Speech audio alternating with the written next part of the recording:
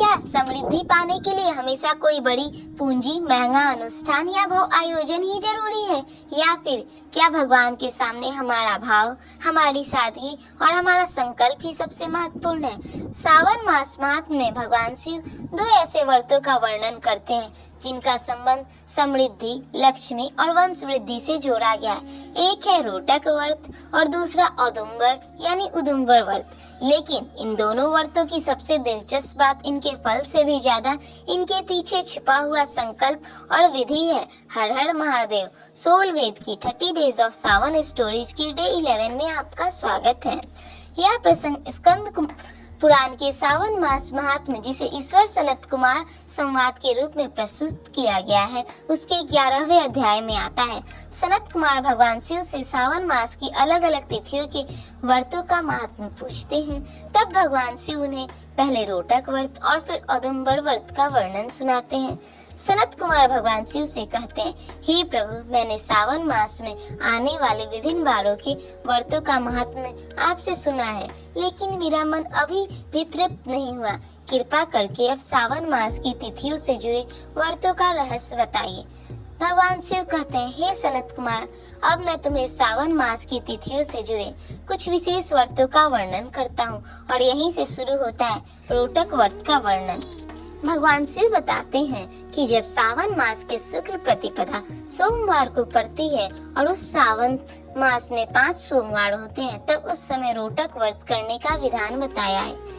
ग्रंथ में इसे लक्ष्मी की वृद्धि और मनोकामना की पूर्ति से जोड़ा गया है। यह व्रत केवल एक दिन तक सीमित नहीं माना गया है।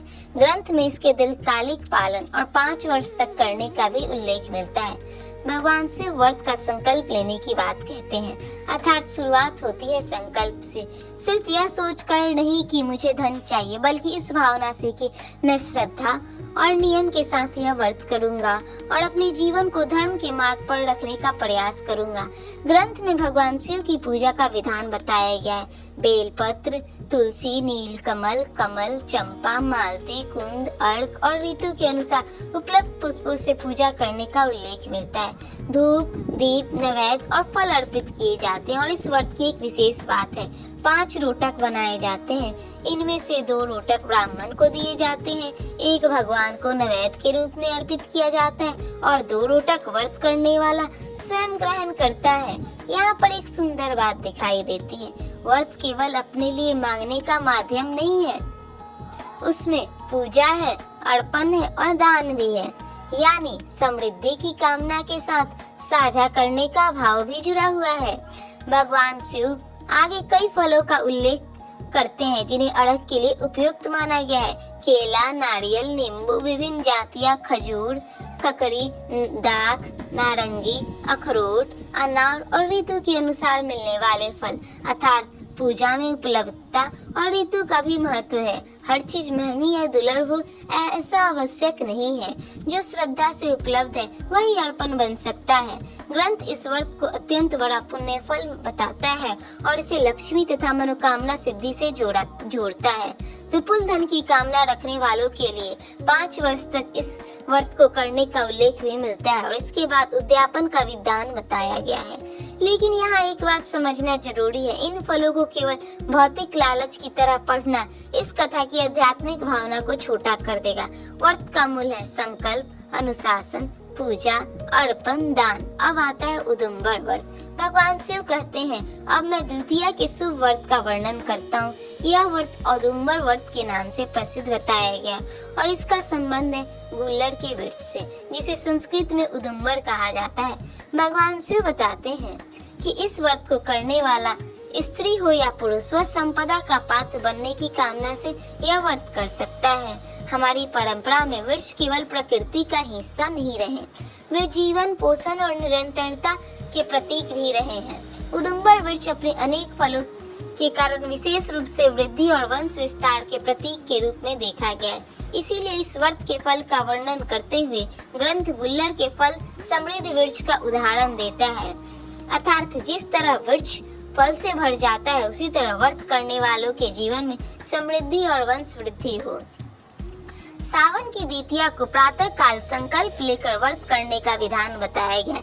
इसमें जीवित गुल्लर के वृक्ष की पूजा करने की बात कही गई और अगर गुल्लर का वृक्ष उपलब्ध ना हो तो ग्रंथ में दीवार पर गुल्लर के वृक्ष का चित्र बनाकर पूजा करने का विकल्प भी दिया गया है। यह बात बहुत सुंदर है क्योंकि इसका अर्थ है पूजा का उद्देश्य केवल बाहरी साधन नहीं, यदि वास्तविक वृक्ष उपलब्ध नहीं है तो उसका प्रतीक बनाया जा सकता है। भाव और संकल्प फिर भी बनाए रखे जा सकते हैं।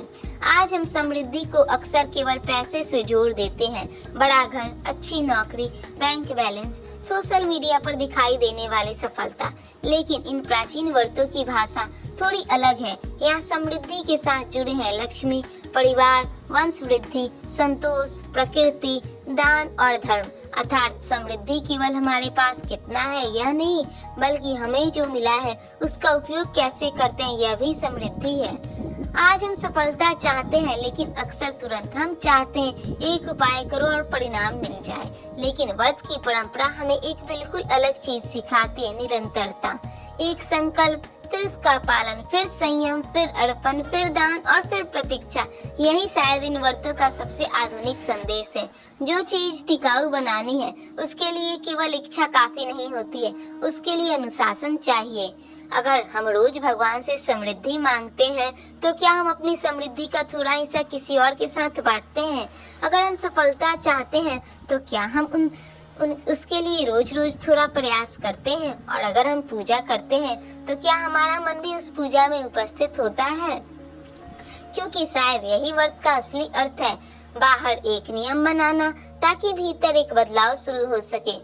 आज कोई बड़ा आयोजन करना आवश्यक नहीं है। अगर आपकी परंपरा और व्यक्तिगत परिस्थिति अनुमति देती है तो किसी वृक्ष के पास कुछ क्षण शांत बैठिए, एक दीपक श्रद्धा से जलाइए, भगवान शिव के सामने अपनी सच्ची इच्छा रखिए और आज किसी को बिना बताए कोई अच्छा काम कीजिए, किसी की मदद, किसी को भोजन या बस किसी परेशान व्यक्ति को अपना समय। क्योंकि दान केवल वस्तु का नहीं, भाव का भी हो सकता है। हे महादेव, हमें ऐसी समृद्धि दीजिए जो केवल हमारे घर तक सीमित ना रहे। हमें इतना दीजिए कि हम बांट सके। हमें सफलता दीजिए लेकिन उसके साथ विनम्रता भी। हमारे जीवन में लक्ष्मी आए तो उसके साथ धर्म भी रहे और हमारे हर संकल्प में दिखावा नहीं, सच्चा भाव रहे। हर हर महादेव। अगर आप सावन के व्रतों और पूजा विधियों को शास्त्रीय संदर्भ के साथ सरल भाषा में समझना चाहते हैं तो सोल वेद की पूजा गाइड्स और स्पिरिचुअल रिसोर्सेज से जुड़ सकते हैं। क्योंकि हमारा उद्देश्य केवल यह बताना नहीं है कि क्या करें, बल्कि यह समझाना भी है कि क्यों करें। कल है सावन का दूसरा सोमवार और कल हम फिर लौटेंगे उसी प्रश्न के साथ।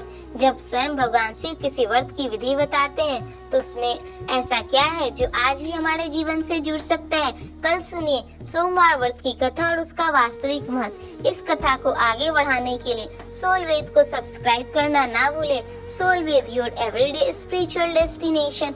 हर हर महादेव।